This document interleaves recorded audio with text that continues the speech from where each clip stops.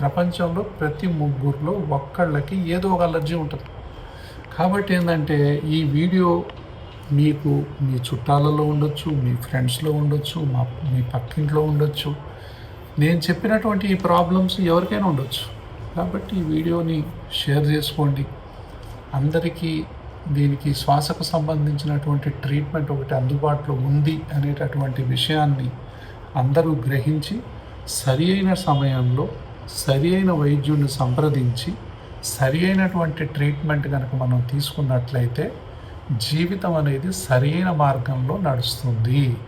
అందుకోసమే శ్వాస హాస్పిటల్ అనేది ఈ యొక్క మహాయజ్ఞంలో ఈ అవేర్నెస్ మా పాలసీ ఒకటే, ట్రీట్ 1 అవేర్ 100. ఒక్కళ్ళకు వైద్యం చేస్తే 100 మందికి అవేర్నెస్ కలిగించాలనేది ఒక జీవితాంశంగా పెట్టుకున్నాను.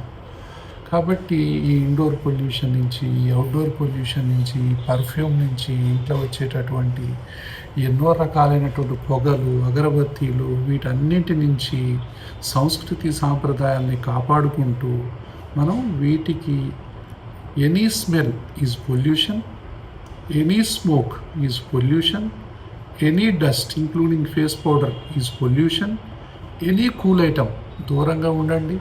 తర్వాత ఎనీ జంక్ ఫుడ్ దూరంగా ఉండండి. ప్రకృతికి సంబంధించింది ప్రకృతికి ఎంత దగ్గరగా ఉంటే మన ఆరోగ్యం అంత బాగుంటుంది. కాబట్టి పంచభూతాలతో నిర్మితమైనటువంటి ఈ యొక్క శరీరాన్ని పంచభూతాలు పరిశుభ్రంగా ఉంటేనే మన ఆరోగ్యం కూడా బాగుంటుంది. ఈ విషయాన్ని తెలుసుకొని మీరందరూ కూడా శ్వాస సమస్యల నుండి విముక్తి పొందాలని మనసారా కోరుకుంటూ డాక్టర్ విష్ణురావు వీరపనేని, శ్వాస హాస్పిటల్, నారాయణగూడ ఫ్లైఓవర్ పక్కన, Hyderabad. Thank you so much.